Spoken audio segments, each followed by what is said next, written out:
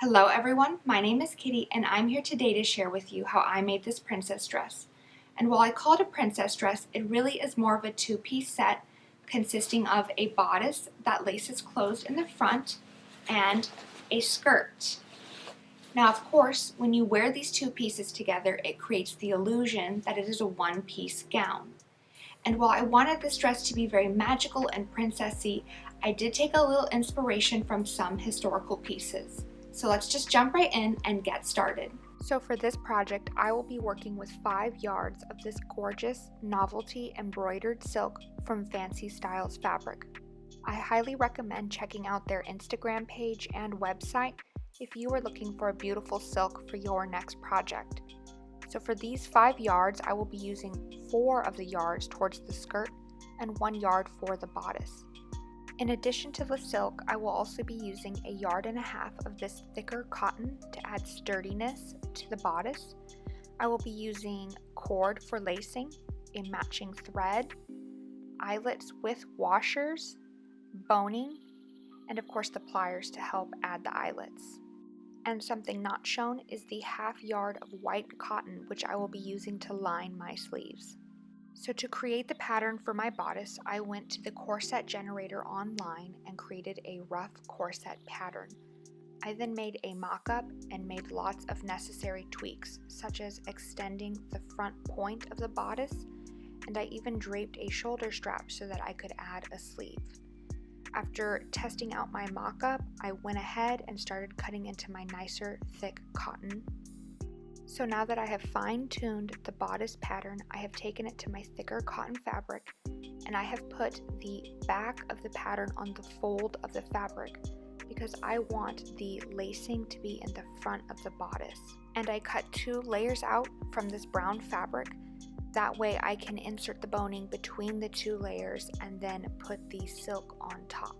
Next, I use pins to mark on both sides of the bodice where I want to add my boning channels, and then I just use a marker and draw in where I generally want the boning channels, trying to keep everything symmetrical and even.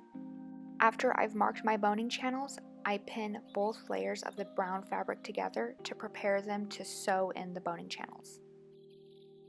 After both sides are pinned together and secure, I start sewing in my boning channels.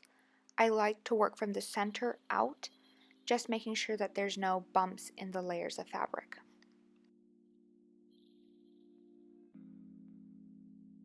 As you can see, I like to use the side of my sewing machine foot to sort of eyeball measure out how large I want my boning channels to be. Next, I like to quickly stitch all along the top edge of the bodice, and then you can start cutting and inserting the boning into the boning channels. Now at the front of my bodice, where I will be adding the lacing, I like to create 3 boning channels. It will be an empty boning channel with 2 on either side with boning. That empty channel is where I will be adding the eyelets for my lacing later, but the boning on either side will help support the lacing so it doesn't warp when tied. At this point, this is how my bodice looks. It's really just a skeleton, the structural foundation for the bodice to be built upon, and you can go ahead and stitch all the edges. That way the boning will be held securely inside the boning channels. And then we're going to go ahead and add the straps, attaching them to the back of the bodice. I like to pin them in place, make sure they're matching, and then sew them. Now the main thing is that you will want the seam to be on the outside of this bodice because we will be covering that side with silk later. Try your best to get that seam to lie flat, and you may even want to top stitch it down in place. With my straps attached, I start thinking about sleeves. I definitely wanted a large princessy puff sleeve. So what I did was I took the sleeve I drafted for my Bridgerton inspired dress and made a very exaggerated version because I liked that the back of the sleeve would match up with the back strap attaching to the back of the bodice. So with the design of my sleeve settled on, I went ahead and cut all of my bodice pieces out of my silk. I cut a piece for the bodice with generous seam allowance on my edges, and I cut 2 sleeves and 2 rectangles which will be used as cuffs for the bottom of the sleeve. And I last minute decided that I wanted to line my sleeves because I didn't want to fuss with any of the embroidered threads on the back of the silk. So I cut the sleeves out again in a lightweight cotton so I can line them.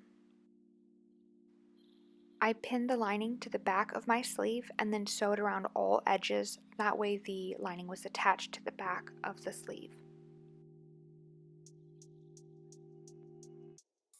With the lining attached to the back of the sleeve, I can now gather up the bottom of my sleeve and attach it to my cuff. I attach the pretty side of my cuff touching the lining or wrong side of my sleeve and gather it up.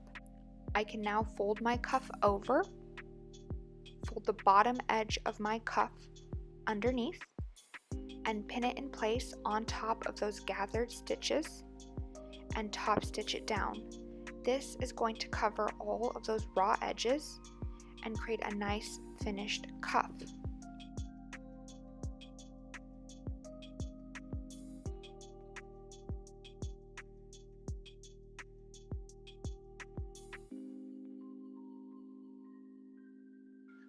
So you can see here how I folded that bottom edge under and then folded it on top of the gathered stitches to create a finished clean cuff and hide all of those raw edges.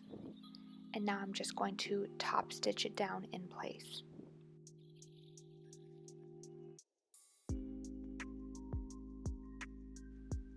Now that we've added the cuff to the bottom of our sleeve, let's go ahead and close up the side of our sleeve using a French or enclosed seam. Start by matching the wrong sides together and then straight stitch down that edge. Trim any extra seam allowance if needed and then fold it inside out. Now you can straight stitch all along that seam one more time to enclose those raw edges within itself. Once finished, when you turn it back out so the right side is showing, it should look nice, clean, and finished. Now let's attach the sleeves to the skeleton of our bodice. The main thing is that again we're going to want these seams to sit on the outside of this bodice piece because we will be able to cover it with our silk top layer later. Now this bit can be a little tricky, so work slowly, pin it and check it as you go. I of course like to start at the back seam of the sleeve and match it to the shoulder strap seam on my bodice, and then work around underneath the armpit and put all of the gathers on the top shoulder of the sleeve, gathering up all that extra sleeve bit and attaching it to the bodice. As you can see from the back of my shoulder strap, I measured up about 9 to 10 inches and decided that's where I wanted to focus and put all of the gathers for the top of my sleeve. Here is a closer look at the seams of my sleeve. As you can see, I matched the two wrong sides together, the wrong side of my bodice and the wrong side of my sleeve, and stitched those pieces together, focusing all of the gathers towards the top of the shoulder.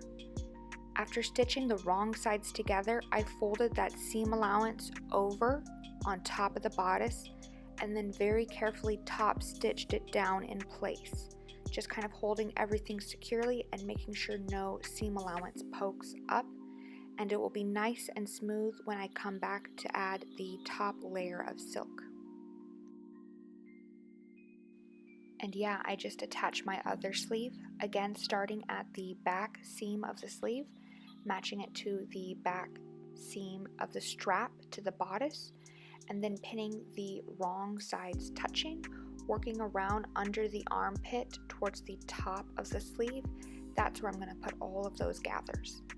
And again, I like to measure from the back of the strap up about 9 to 10 inches, and that's where I'm going to focus the bulk of my gathers.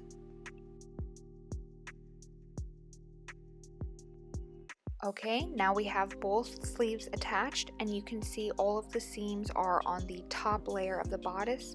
facing outwards. And now we can start adding the silk on top. That's going to cover all of those exposed raw edges and finish this bodice up really nicely. So this next part, you can do it flat on the table or you can do it on a mannequin.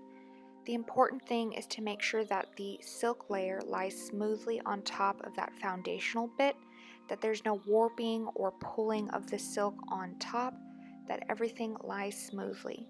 So I'm just pinning that silk layer to the foundational underpiece, making sure everything's in place. Once I have my silk top layer appropriately pinned to my foundational piece, I pop it off the mannequin and put it on my table. Just smooth it out, make sure that there's no warping, everything looks good. And now comes a lot of hand stitching. The hand stitching is going to give it a really clean, nice finish, and it's going to cover all of those raw edges. So what you're going to do is just very carefully along all of the edges and the sleeve of the bodice, fold the raw edge of the silk under and fold it one more time and very carefully pin it and lie it in place on top of the bodice, and just using very small, careful stitches, hand stitch the silk to that structural piece underneath. Again, I like to work from the center back of my bodice towards the front and then up around the straps. I think working from the center out helps keep things very smooth, and I just do a little bit here and a little bit there, trying to keep it very even as I work.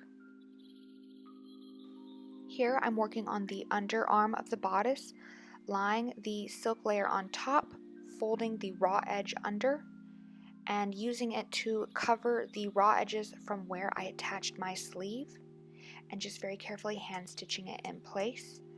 And again, I'm just working very carefully under the underarm up towards where the strap will connect to the back of the bodice. I think here you can see why I cut my silk top layer with very generous seam allowance, so that it would have a little extra to fold the raw edge over and lie it on top of the structural garment underneath and hand stitch it in place. This allows me to cover all of those raw edges.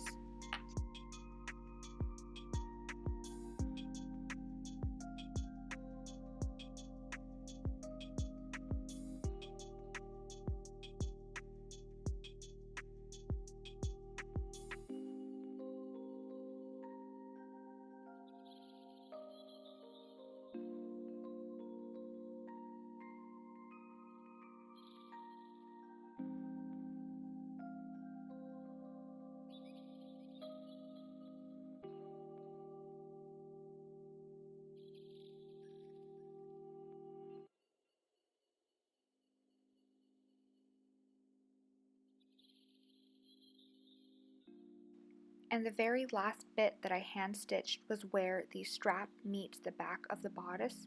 And again, I just folded the raw edge under and carefully stitched it in place.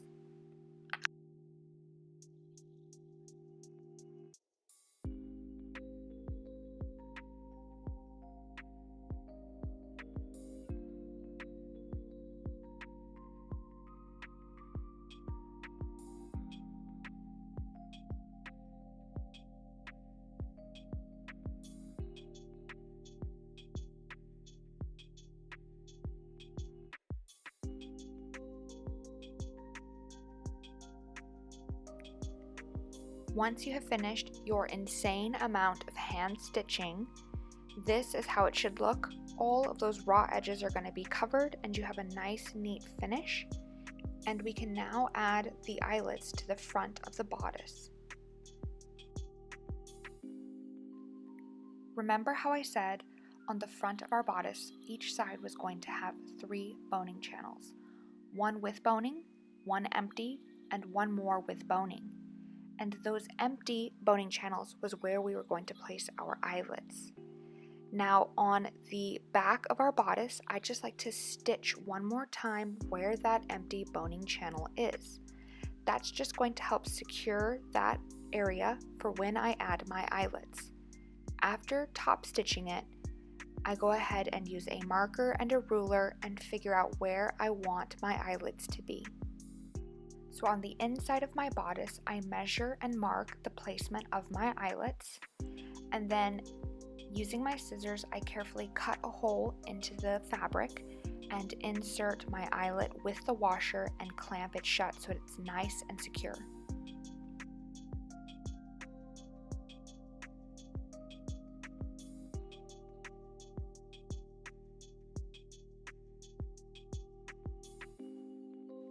And once all of your eyelets have been inserted, you can use ribbon or cord to lace up the front of your bodice, and it is finished and you can try it on. And then we can move on and make the skirt so it's a full ensemble.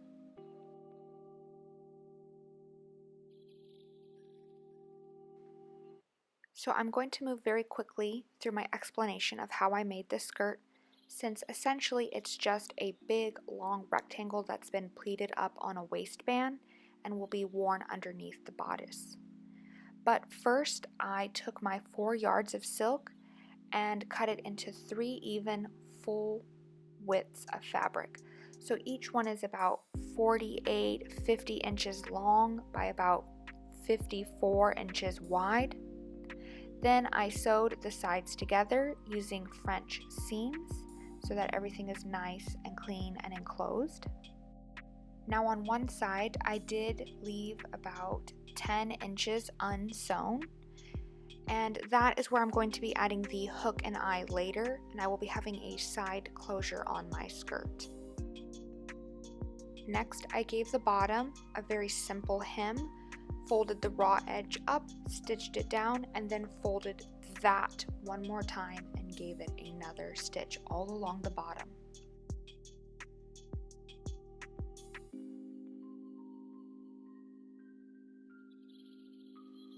Then I pinned in place pleats all along the top of the skirt.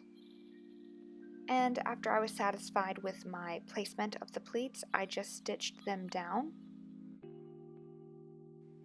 And then I covered the raw edge of the pleats with this really wide ribbon. I started by pinning it to the wrong side of my skirt all the way around the top edge, sort of creating a waistband and securing and holding those pleats in place.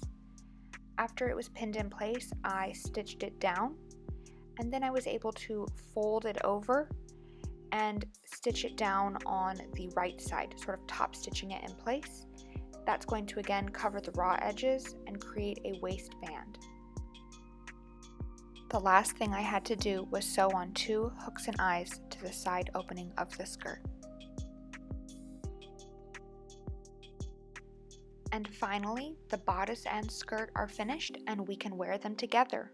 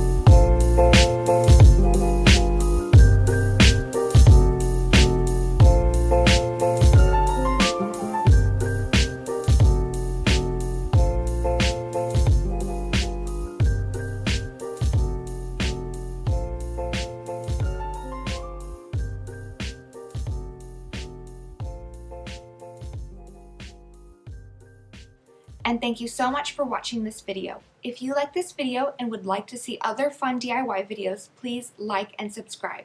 Thank you. Bye.